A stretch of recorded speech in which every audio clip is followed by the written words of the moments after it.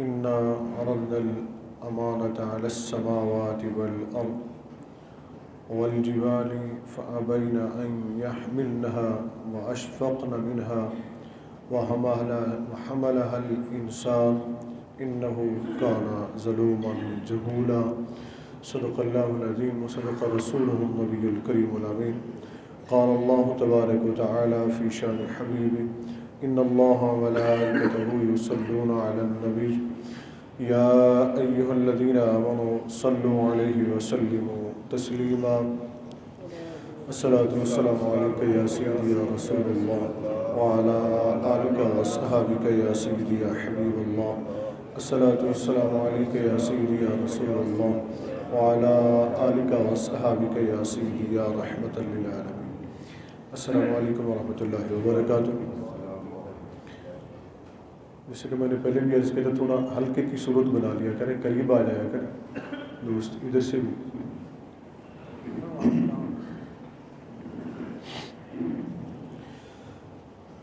جیسے کہ ہم کہتے ہیں آج سے ہمارا جو سلسلہ گفتگو شروع ہو رہا ہے وہ ہے اسلام کا روحانی جو نظام ہے اس کے متعلق، جسے حدیث مبارکہ میں احسان کے نام سے یاد کیا گیا ہے۔ انسان چونکہ دو چیزوں کا مرکب ہے، مادہ اور روح، مادیت اور روحانیت۔ ایک ظاہر کا انسان ہے اور ایک باطن کا انسان ہے۔ ایک انسان وہ ہے جو ہمیں ظاہری طور پر نظر آتا ہے، ایک انسان وہ ہے جو باطن ہے، اندر ہے، وہ ہمیں نظر نہیں آتا لیکن آنکھ والوں کو نظر آ جاتا ہے، آنکھ والوں کو نظر آ جاتا ہے۔ اس لیے آج جس بات کی ضرورت شدت سے ہے نا وہ یہ ہے کہ ظاہر کی بعد میں بات کریں، پہلے باطن کی بات کریں، کیونکہ ظاہر کو تو ہر ایک انسان سنوارنے میں لگا ہوا ہے، وہ مرد ہو، عورت ہو، بچہ ہو، بوڑھا ہو، سب کو یہ بات لگی ہوئی ہے فکر کہ میرا ظاہر اچھا نظر آنا چاہیے۔ لیکن اگر فکر نہیں ہے تو صرف اس بات کی نہیں ہے کہ جو حقیقی انسان ہے نا، اندر کا انسان، وہ بھی تو اچھا لگنا چاہیے نا، وہ بھی تو اچھا لگنا چاہیے، اس کو بھی سنورنا چاہیے۔ اب وہ سنورے گا کیسے، وہ اچھا کیسے لگے گا، اسی کو لے کر ہم انشاءاللہ آگے چلیں گے۔ انسان کی تخلیق، یہ بھی بڑا ایک عجیب، انسان کی تخلیق جو ہے ایک راز ہے۔ اگر اس کو مختصر لفظوں میں بیان کروں نا تو اگر ہم کہیں نا کہ انسان کچھ بھی نہیں ہے، لیکن دوسری طرف ہم یہ بھی کہہ سکتے ہیں انسان سب کچھ ہے۔ انسان کچھ بھی نہیں ہے لیکن انسان سب کچھ بھی ہے۔ یہ بڑی حیرت انگیز پہیلی بھی ہے اور راز بھی ہے، انسان خاص کر انسان جو ہے یہ کیوں ہے۔ اب آپ دیکھیں کہ رب کریم نے انسان کے متعلق، اس کی تخلیق کے متعلق متعدد قرآنی آیات میں اس کا تذکرہ فرمایا۔ کہیں فرمایا ہم نے اسے بجتی ہوئی مٹی سے بنایا، کہیں فرمایا کہ ہم نے اسے ایک قطرہ ناپاک سے وجود بخشا، اسے پاک بنایا، کہیں کسی انداز میں، کہیں کسی انداز میں اس کا تذکرہ فرمایا۔ لیکن بڑی مزے کی بات یہ کہ ہر بات میں تذکرہ یہ ہوا ہے کہ انسان کو بنایا میں نے خود ہے، انسان کو بنایا میں نے خود ہے۔ ذرا سورت آخری سپارے میں سورت 3 پڑھیے، رب کریم نے ارشاد فرمایا لقد خلقنا الانسان فی احسن تقویم، تحقیق ہم نے انسان کو بہترین تقویم میں بنایا، بہترین تقویم میں، بہترین صورت میں۔ اب جب اس نے انسان کو بہترین تقویم میں بنایا تو یہ بہترین تقویم بگڑی کیسے، بہترین صورت بگڑی کیسے؟ وہ صورت جس کے متعلق نبی کریم صلی اللہ علیہ وآلہ وسلم نے ارشاد فرمایا ان اللہ خلق آدم علی صورتہ، ان اللہ خلق آدم علی صورتہ، کہ بے شک اللہ نے آدم کو اپنی صورت پر بنایا۔ اللہ تعالیٰ نے آدم کو اپنی صورت پر بنایا ہے۔ اب اللہ کی صورت نعوذ باللہ گندی تو نہیں ہو سکتی نا، وہ خراب تو نہیں ہو سکتی نا. اللہ جمیل و یحب الجمال، اللہ خوبصورت ہے، خود بھی سونا ہے اور خوبصورتی کو پسند کرتا ہے، خوبصورتی کو پسند کرتا ہے. پتہ چلا کہ انسان بڑا خوبصورت ہے، انسان بڑا خوبصورت ہے. جتنا بن سنور لے نا ظاہری طور پر، اور پھر جتنا ہمیں نظر آتا ہے نا، اس سے بھی زیادہ خوبصورت ہے یہ انسان، اس سے بھی زیادہ خوبصورت ہے یہ انسان. اگر یہ خوبصورت نہ ہوتا، سب سے اچھا نہ ہوتا، تو رب کریم یوں نہ بیان فرماتا. ذرا اس آیت پر غور کیجئے، سنیے گا. آج اس کو ہم تھوڑا سا ڈیفرنٹ انداز میں پیش کریں گے. میں مختلف انداز میں تھوڑی سی پہ گفتگو کروں گا، ذرا اس کو غور سے سن لیجیے گا. رب کریم نے ارشاد فرمایا انا عرضنا الامانۃ، بے شک ہم نے اپنی امانت کو علی السماوات والارض، زمینوں اور آسمانوں، والجبال اور پہاڑوں، فابین ان یحملنها، ہم نے ان کے سامنے اپنی امانت کو پیش کیا اور ہم نے انہیں کہا کہ اس امانت کو اٹھا لو، اس امانت کو اٹھا لو. آسمان، یہ جو آپ کو کبھی ہیکل آسمان نظر آتا ہے بڑا وسیع و عریض، رب فرماتا ہے میں نے اس سے بھی کہا کہ امانت لے لو. یہ بڑی وسیع و عریض زمین، اس میں بمشکل کسی کو 5 مرلے مل پاتے ہیں رہنے کے لیے، کسی کو 1 کنال، کسی کو 2 کنال، جتنا کسی کی طاقت ہے. اور آخر میں 2 فٹ جگہ بھی مل جائے تو بھی کافی ہے جی قبرستان میں، قبر میں جانے کے لیے. تو یہ اپنے اپنے نصیب کی بات ہے. رب فرماتے ہیں میں نے اس زمین سے بھی کہا کہ تو اٹھا لے میری امانت کو. آسمان، زمین اور یہ ساری جو کائنات ہے، پہاڑ، والجبال، اور پہاڑ، بڑے بڑے پہاڑ جو نظر آتے ہیں نا، جس کے متعلق میں نے ایک دن پہلے بھی عرض کیا تھا کہ رب کریم نے فرمایا لو انزلنا هذا القرآن على جبل لرأيته خاشعا متصدعا من خشیۃ اللہ. قرآن اگر نازل ہوتا پہاڑوں کے اوپر تو وہ بھی ریزہ ریزہ ہو جاتے. یہاں تو امانت الہیہ کی بات ہو رہی ہے، ذرا غور سے سن لیجیے، امانت الہیہ کی بات ہو رہی ہے. فرمایا آسمان نے اٹھانے سے انکار کر دیا، زمین نے اٹھانے سے انکار کر دیا، پہاڑوں نے اٹھانے سے انکار کر دیا. اگر اٹھایا تو ہم تو ریزہ ریزہ ہو جائیں گے، ہم ختم ہو جائیں گے، ہمارے اندر وہ طاقت نہیں ہے. اب کس نے اٹھایا اس امانت کو؟ رب کریم نے ارشاد فرمایا وَحَمَلَهَا الْإِنسَانُ، وَحَمَلَهَا الْإِنسَانُ، اور انسان نے آگے بڑھ کر اس امانت کو اٹھا لیا، آگے بڑھ کر اس امانت کو اٹھا لیا. ارے جس امانت کو آسمان نہ اٹھا سکے، جس امانت کو زمین نہ اٹھا سکی، جس امانت کو پہاڑ نہ اٹھا سکے، اس امانت کو انسان نے اٹھا لیا، اس امانت کو انسان نے اٹھا لیا. اب ایک مثال کو تھوڑا سا پہلے سمجھ لیں.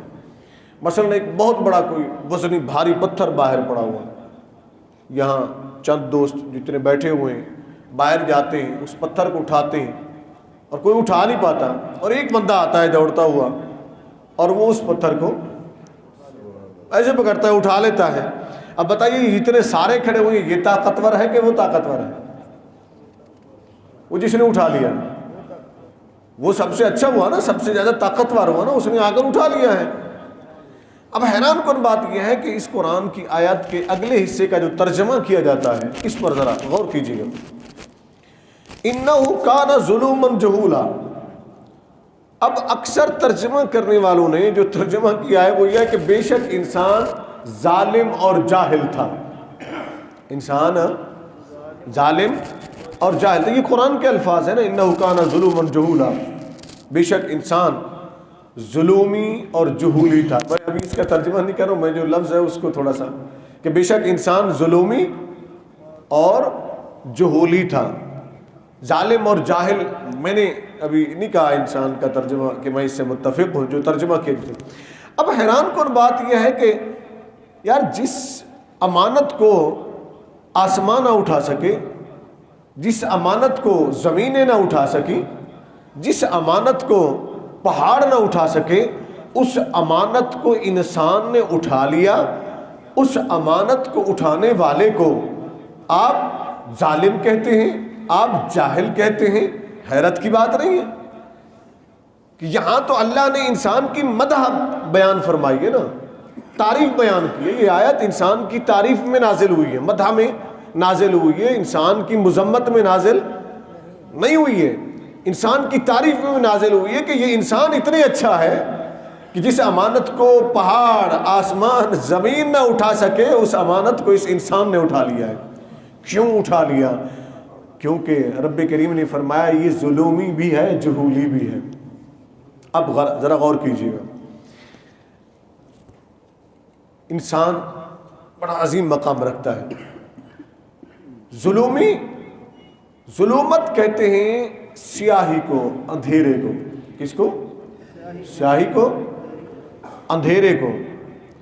اور روشنی اس وقت تک حاصل نہیں ہو سکتی ہے جب تک اندھیرا نہ ہو، یعنی روشنی کی قدر نہیں ہوتی۔ شیشہ، آئینہ اس وقت تک نہیں بنتا ہے، اس وقت تک نہیں بنتا ہے جب تک اس کی ایک سائڈ جو ہے وہ سیاہ نہ ہو، وہ کلر والی نہ ہو، وہ رنگ والی نہ ہو۔ اب رب کریم نے فرمایا کنت کنزا مخفیا فاحببت ان اعرف فخلقت الخلق، میں چھپا ہوا خزانہ تھا، میں نے چاہا کہ میں پہچانا جاؤں تو میں نے مخلوق کو بنایا، میں نے مخلوق کو بنایا۔ اب ایک اور روایت بھی ہے کہ الانسان مرۃ الرحمن، بعض نے اس کو صوفیاء کرام کا قول قرار دیا، بزرگوں کا قول قرار دیا، بعض نے کہا کہ یہ حدیث پاک ہے۔ الانسان مرۃ الرحمن، انسان اللہ کا آئینہ ہے، انسان اللہ کا آئینہ ہے۔ اس نے چاہا کہ اپنی مخلوق میں سے میں ایسی مخلوق بناؤں جو میرا آئینہ بن جائے، جس کے اندر میں اپنی ذات اور صفات کے جلوے دیکھ سکوں، ذات اور صفات کے جلوے دیکھ سکوں۔ پوری کائنات کے اندر، عالمین کے اندر جتنے بھی مخلوقات موجود ہیں وہ ساری کی ساری اللہ کی صفات کا پرتو ہے، اللہ کی صفات کا پرتو، یعنی عکس ہے، جلوہ ہے، فیض ہے۔ اب جتنے بھی مخلوقات ہیں ان میں سے ہر مخلوق کے اندر کسی کے اندر اللہ کی ایک صفت ہے، کسی کے اندر 2 صفت ہیں، کسی کے اندر 3 صفت ہیں، کسی کے اندر 4 ہیں، کسی کے اندر 5 ہیں۔ انسان واحد مخلوق ہے کہ جس کے اندر اللہ کی جملہ صفات کا بھی اظہار ہے اور اس کی ذات کا بھی اظہار ہے، اس کی ذات کی بھی تجلی ہے، اس کی صفات جملہ جتنے ہیں ان کا بھی اظہار ہے۔ اب دیکھیں نا اللہ رب العزت کی جو صفات ہیں ان میں سے جو امہات الصفات کہلاتی ہیں، یعنی مرکزی صفات، باقی صفات انہی میں سے آگے نکلتی ہیں اور چلتی ہیں، جس میں حیات ہے، زندگی، حیات، علم، ادراک، عقل، سمجھداری، سمع، بصر یعنی دیکھنا، سننا، قدرت، یہ وہ امہات الصفات ہیں۔ باقی جتنے صفات ہیں وہ اللہ رب العزت کی انہی صفات کے ساتھ تعلق رکھتی ہیں۔ اب اگر آپ ان امہات الصفات کو دیکھیں تو انسان میں بدرجہ اتم یہ موجود ہے۔ انسان زندہ بھی ہے، انسان بولنے کی طاقت بھی رکھتا ہے، انسان سننے کی طاقت بھی رکھتا ہے، انسان کھڑے ہونے کی طاقت رکھتا ہے، انسان کسی چیز کو پکڑنے کی، اٹھانے کی طاقت رکھتا ہے۔ وہ صفات جو اللہ رب العزت کی، انسان کو اللہ نے ان کا مظہر بنایا۔ جب انسان کو اللہ رب العزت نے ان صفات کا مظہر بنایا ہے تو پھر یہ انسان ظالم اور جاہل نہیں ہے، انسان بڑی عظمت والا ہے، انسان بڑا عظیم ہے۔ اب اس انسان کو جو ظلماً جہولا رب کریم نے فرمایا، بتایا کہ انسان باقی جتنے مخلوقات ہیں نا اللہ کی، جو میں نے کہا کسی میں 1 صفت، کسی میں 2 صفت، آپ جتنے مخلوقات اللہ تعالیٰ کی کو دیکھیں گے کبھی غور کریں، آپ اپنے آپ پر غور کریں اور پھر اللہ کی دیگر مخلوقات پر غور کریں۔ آپ غور تو کسی مخلوق میں جیسی صفات انسان کے اندر ہے نا ویسی کسی میں نہیں ہے، جیسی صلاحیت انسان کے اندر ہے نا ویسی کسی بھی مخلوق کے اندر نہیں ہے۔ اس امانت کو اس امانت جو اللہ نے پیش کی تھی. اب تھوڑا سا اسی قرآن کی آیت کو لے کر ہم چلتے ہیں. میں عرض کرتا ہوں اس امانت کو جس کو آسمانوں نے نہیں اٹھایا, کیوں نہیں اٹھایا؟ اب ذرا اس پر غور کر لیں کہ آسمان لطیف تو ضرور ہے مگر کثیف نہیں ہے, کثیف نہیں ہے. فرشتے لطیف ضرور ہیں مگر کثیف نہیں ہیں, یعنی ان کے اندر نور تو ہے مگر ظلمت نہیں ہے. صاف تو ہے مگر پیچھے مثالہ نہیں ہے جس سے وہ آئینہ بن جائے اور صورت نظر آ جائے. اب غور کیجیے گا, پھر غور کیجیے گا.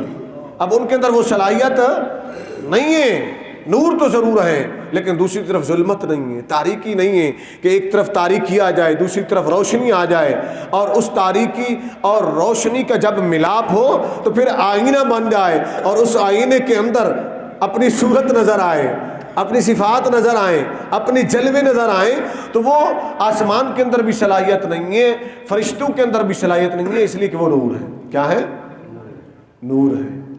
اور زمین کے اندر کیوں نہیں ہے یہ صلاحیت؟ زمین کے اندر کیوں نہیں تھی کہ زمین کثیف ضرور ہے, زمین کثیف ضرور ہے, ظلمت ہے, مادہ ہے, تاریکی ہے, یہ تو ہے لیکن اس کے اندر نور نہیں ہے, اس کے اندر روشنی نہیں ہے, اس کے اندر روشنی نہیں ہے. لہذا یہ آئینہ بننے کے قابل نہ تھی, اس نے بھی انکار کر دیا, مولا میں نہیں اٹھا سکتی ہوں, میں اس قابل نہیں کہ میرے اندر تو کثافت ہی کثافت ہے, میرے اندر صورت کیا نظر آنی ہے, میرے اندر جلوے کیا نظر آنے ہیں, میں نے آئینہ کیسے بننا ہے.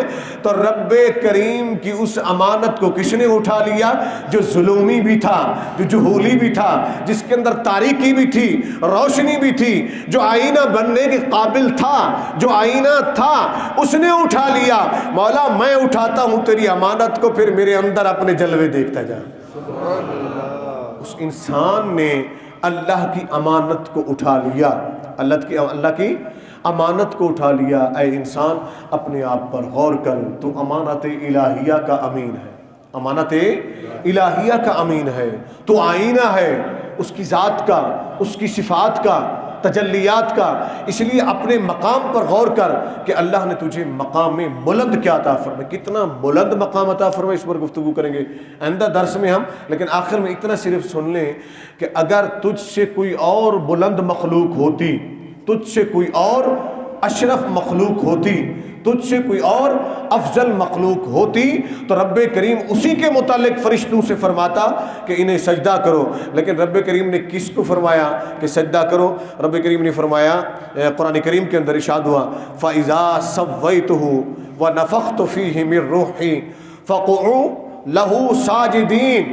رب کریم نے فرمایا کہ بس جب ہم نے اس کو برابر کر لیا, ہم نے اس کو برابر کر لیا, انسان کو بنا لیا, اس کو سنوار لیا, اس کو سجا لیا, تو رب کریم نے فرمایا وَنَفَخْتُ فِيهِ مِن رُوحِي, اور اس کے اندر ہم نے اپنی روح کو پھونک دیا, اس کے اندر ہم نے اپنی روح کو پھونک دیا. انسان کو, انسان روح الہی کا امین ہے, انسان کے اندر اللہ کی روح ہے, اس روح الہی کا حامل آج در بدر کی ٹھوکریں کھائے, آج ذلیل و رسوا ہوتا پھرے, آج ذلتیں اس کا مقدر بن جائیں, تو مجھے حیرت ہوتی ہے کہ امانت الہیہ کا امین بھی ہو اور روح الہی کا حامل بھی ہو, اس کے اندر اللہ کی روح بھی موجود ہو, پھر اس کی ذلت مقدر کیوں بن جائیں؟ جس کو اللہ نے پہلے دن ہی عزت عطا فرما دی. وہ عزت کیا تھی؟ فَقُعُوا لَهُ سَاجِدِينَ. رب کریم نے فرمایا فرشتو اب یہ اس قابل ہو گیا ہے کہ اسے سجدہ کرو, اب یہ انسان اس قابل ہو گیا ہے کہ اسے سجدہ کرو. وہ سجدہ کس کو تھا؟ کیا مٹی کے پتلے کو سجدہ تھا؟ کیا مٹی گارے, پانی مٹی گارے سے بنی تھی مٹی, وہ اس کو سجدہ تھا؟ نہیں, سجدہ اس کو نہیں تھا, سجدہ تو اس کو تھا جو انسان کے اندر تھا, جو انسان کے اندر تھا. اس اندر کو پہچاننا ہے. اس اندر کو پہچانیں گے کیسے؟ جب ہم روحانیت اسلام کو جانیں گے, جب ہم اپنے آپ کو جانیں گے, اور جب اپنے آپ کو ہم جان لیں گے تو پھر ہمیں بھٹکنے کی ضرورت نہیں ہے, پھر ہمیں بھاگنے کی, دوڑنے کی ضرورت نہیں ہے. آقا کریم علیہ الصلوۃ والسلام ارشاد فرماتے ہیں من عرف نفسہ فقد عرف ربہ. اسی پر انشاءاللہ گفتگو ہوگی کہ جس نے اپنے آپ کو پہچان لیا, اپنے نفس کو پہچان لیا, اس نے اللہ کو پہچان لیا. السلام علیکم, اللہ آپ کو سلام کی طرف. الصلاۃ والسلام